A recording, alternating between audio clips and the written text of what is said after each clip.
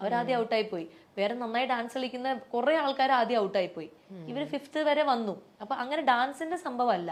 ഫിനാലയിൽ നമ്മൾ കൊടുത്ത റൗണ്ടിൽ ഒന്ന് അവരുടെ സിഗ്നേച്ചർ റൗണ്ട് ആയിരുന്നു കൊടുത്തത്. ആ സിഗ്നേച്ചർ റൗണ്ടിൽ അവർക്ക് ഏറ്റവും സ്ട്രോങ് ആയിട്ട് തോന്നുന്ന ഏത് പെർഫോമൻസ് ആയിരുന്നു അത് കാഴ്ചവെക്കാം. അവർ കാഴ്ചവെച്ചത് സ്കിറ്റ് ആയിരുന്നു. അത് തന്നെയാണ് അവരുടെ സ്ട്രോങ് ഇതും. അവർ ഇംപ്രവൈസ് ചെയ്ത് നന്നായിട്ട് അവർ സ്റ്റേജ് ഹാൻഡിൽ ചെയ്യുന്ന അമ്മയും മകളും തന്നെയാണ്. പക്ഷെ അന്നത്തെ ദിവസം അവർ ചെയ്ത പെർഫോമൻസ് ബിലോ ആവറേജ് ആയിരുന്നു.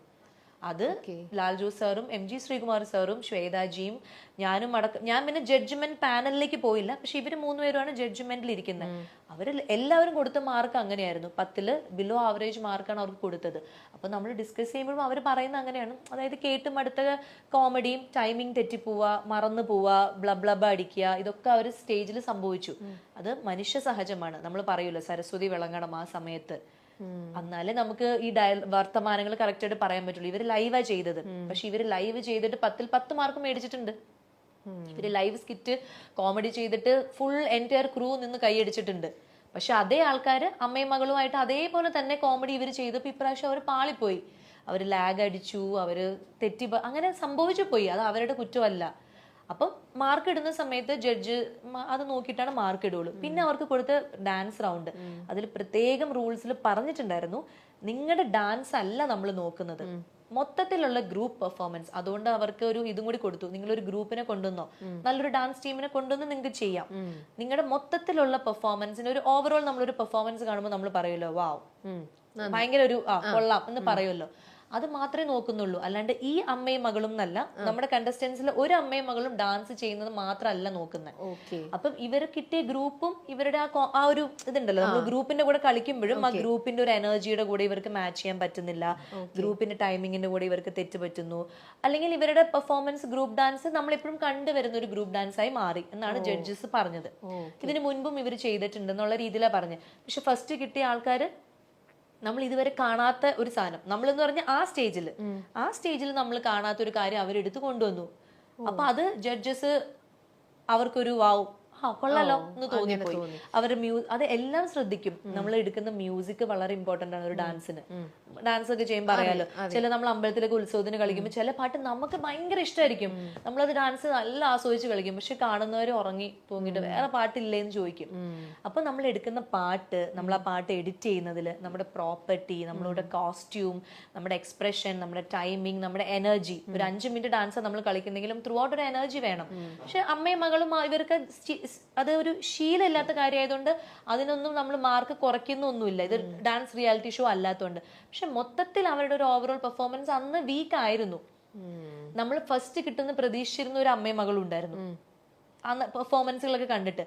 പക്ഷെ അന്ന് അവർക്കും ബെറ്റർ ആയിട്ട് പെർഫോം ചെയ്യാൻ പറ്റിയില്ല. പക്ഷെ വേറൊന്ന് ഇവർ പറഞ്ഞതെന്ന് വെച്ചാൽ, നിങ്ങൾ ഓൾറെഡി ഈ ഷോയുടെ ഇൻ ബിറ്റ്വീനിലെന്തോ നിങ്ങൾ തന്നെ വേറൊരു ഇപ്പൊ കിട്ടിയവർക്ക് ഫസ്റ്റ് അവർക്ക് കൊടുക്കും എന്നൊരു പ്രോമിസ് ചാനലിന്റെ സൈഡിൽ നിന്നും കൊടുത്തിരുന്നു.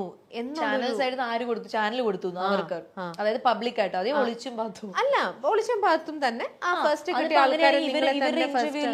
ഇവരുടെ ഇന്റർവ്യൂവിൽ തന്നെ ഞാൻ കേട്ടല്ലോ ഇവര് പറയുന്നത്, ക്രൂ മെമ്പേഴ്സ് തന്നെ ഞങ്ങളോട് പറഞ്ഞു നിങ്ങൾക്ക് തന്നെയാ ഫസ്റ്റ് എന്ന് പറയുന്നു. അതെന്നറിയോ, ഇപ്പൊ നമ്മൾ ഇവിടെ അല്ല അത് തന്നെ അത് ഇവർക്ക് തന്നെയാന്ന് പറയുന്നത്. അതായത് ഈ ഷൈത്തിയും ഷീനയും എന്ന കണ്ടസ്റ്റൻസിന് ഫസ്റ്റ് കിട്ടും എന്നുള്ളത് ക്രൂ മെമ്പേഴ്സ് പറഞ്ഞു. അത് ശരിയാണ്. ഞാനടക്കമുള്ള ആളുകൾ സ്റ്റേജിൽ അത് ഇവരെ സപ്പോർട്ട് ഭയങ്കരമായിട്ട് ചെയ്യുന്നുണ്ട്. അതായത് ഞാൻ വലിയ പ്രതീക്ഷ ആയിരിക്കാം. ഞാൻ എപ്പോഴും ഇവർ ഇൻട്രൊഡ്യൂസ് ചെയ്യുമ്പോൾ നമ്മുടെ സ്ട്രോങ് കണ്ടസ്റ്റന്റ് ആയിട്ടുള്ള അല്ലെങ്കിൽ നമ്മുടെ എനർജറ്റിക് കണ്ടസ്റ്റന്റ് ആയിട്ടുള്ള ഇവരെ സ്റ്റേജിൽ നിർത്തിയിട്ട് ഞാനും ശ്വേതാജിയും മറ്റുള്ള കണ്ടസ്റ്റൻസിനോട് പറയും, നിങ്ങൾ ഇവരെ കണ്ട് പഠിക്കണം. ഇവരുടെ ഒരു എന്താ പറയാ സ്പോണ്ടേനിയസ് ആയിട്ട് കാര്യങ്ങൾ എടുക്കുന്നതും എന്ത് ടാസ്ക് കൊടുത്താലും അവർ ചെയ്യും, ഒരു മടിയില്ലാതെ. അമ്മയും മകളും അച്ഛനും ഒക്കെ ചെയ്യും.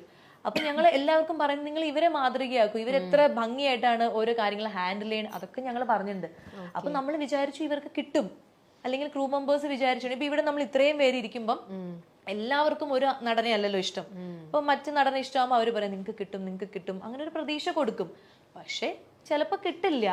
അത് വെച്ചിട്ട് ഇവര് അപ്പൊ എനിക്ക് ഏറ്റവും ഞാൻ അവർ ആ സ്റ്റേജിൽ അവർ സപ്പോർട്ട് ചെയ്ത് പറയാത്തതിന്റെ മെയിൻ ഒരു റീസൺ എന്ന് പറഞ്ഞു കഴിഞ്ഞാൽ, എന്ത് തന്നെ ആയിക്കോട്ടെ, എന്ത് തന്നെ ഇഷ്യൂസ് ആയിക്കോട്ടെ, എങ്ങനെ വന്നാൽ അത് പറ്റിച്ചു, അത് എന്ത് വാട്ട് എവർ, നമ്മളൊരു സ്റ്റേജിൽ നിന്ന് നമ്മൾ അത്രയും ഒരു വർഷം ആ സ്റ്റേജ് തൊട്ട് തൊഴുത് നമ്മളവിടെ ഡാൻസ് കളിച്ചു, നമ്മൾ പാട്ട് പാടി, ആ അമ്മയുടെ അരങ്ങേറ്റം ആ സ്റ്റേജിലാണ് നടന്നത്.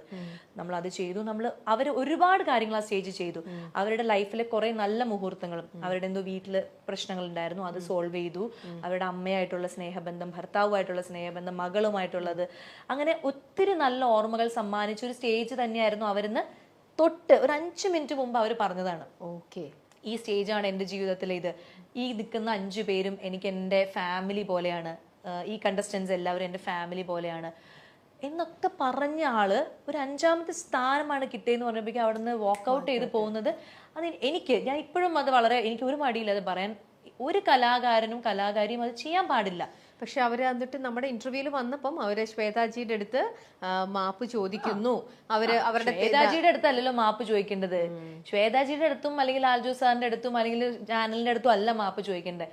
ദൈവമായിട്ട് നമുക്ക് തന്ന ഒരു കഴിവിനെ നമ്മളൊരു സ്ഥലത്ത് പ്രസന്റ് ചെയ്തു. അവിടെ നമ്മളൊന്ന് തോറ്റു പോകുമ്പോൾ നമ്മൾ ആ സമ്മാനത്തിനെയും ആ കഴിവിനെയും നമുക്ക് അപ്പൊ അവരെന്നെ പറയണ്ടല്ലോ ഞാൻ ഒന്നും അല്ലാതായി. അതെങ്ങനെ ഒന്നും അല്ലാതാവും? നമുക്കൊരു പ്രാവശ്യം ഫസ്റ്റ് കിട്ടില്ല എന്ന് പറയും, നമ്മുടെ ഉള്ളിലെ കഴിവൊന്നും ആരും എടുത്തോണ്ട് പോകില്ല. അത് പോളിഷ് ചെയ്യാനും അത് ഇനിയും വളർത്താനും ഒക്കെ ഉള്ള ഭാഗ്യമുണ്ട്. അവർ ഈ ഏജിലാണ് അവർ ഇതൊക്കെ ചെയ്തത്. അപ്പൊ അവർക്ക് അത്രയും ഭാഗ്യവും ദൈവാനുഗ്രഹം ഉള്ളതുകൊണ്ടല്ല അവർ അത്രയും ചെയ്തത്. അവർക്ക് അത്ര ആഗ്രഹമായിരുന്നു. മോളെക്കാളും ആഗ്രഹം അമ്മയ്ക്കായിരുന്നു. അപ്പം ഒരു കലാകാരനും കലാകാരിയും അങ്ങനെ ഒരു നമ്മളെ വളർത്തിയ ഒരു സ്റ്റേജ് അല്ലെങ്കിൽ നമ്മൾ കാല് വെച്ച സ്റ്റേജിനെ ഡിസ്റെസ്പെക്ട് ചെയ്ത് പോകുന്നത്, അതുപോലെ കൂടെ നിൽക്കുന്ന ആള്. ഇപ്പം നമുക്ക് തമ്മിലൊരു കോമ്പറ്റീഷൻ ഉണ്ടെങ്കിലും ചേച്ചിക്ക് ഒരു സമ്മാനം കിട്ടുന്നത് അവിടെ നിന്ന് കണ്ട് അഭിനന്ദിക്കാന്ന് പറയുന്നത് ഒരു കലാകാരന്റെ ലക്ഷണമാണ്.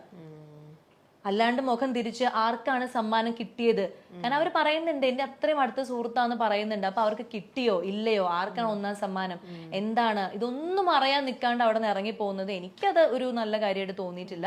അപ്പൊ ഞാൻ ഉടനെ തന്നെ ഞങ്ങൾക്കൊരു ഗ്രൂപ്പ് ഉണ്ടായിരുന്നു. അപ്പൊ ഞാൻ ആ ഗ്രൂപ്പിൽ പോയിട്ട് പറഞ്ഞു ഇങ്ങനെ, അതായത് അപ്പൊ നമ്മളെയൊക്കെ സ്നേഹിച്ചത് വെറുതെ ആണോ എന്നുള്ളത് എനിക്കൊരു ഡൗട്ട് ഉണ്ട്. ഇത്രയും മോളാണ് എന്റെ ഇതാണ് ഫസ്റ്റ് കിട്ടിയ കുട്ടി, അവര് ഭയങ്കര സ്നേഹമായിരുന്നു. അവര് ഓരോ കാര്യത്തിന് ഹെൽപ്പ് ചെയ്യൊക്കെ ചെയ്യുമ്പോൾ നമ്മൾ തന്നെ പല പ്രാവശ്യം സ്റ്റേജിൽ പറഞ്ഞിട്ടുണ്ട്, ഷീന ചേച്ചിയുടെ പോലത്തെ ഹെൽപ്പിംഗ് മെന്റാലിറ്റി ഉണ്ടാവുന്നതാണ് ഒരു നല്ല അമ്മയുടെ ക്വാളിറ്റി എന്ന് ശ്വേതാജി 40 വട്ടം പറഞ്ഞിട്ടുണ്ട്.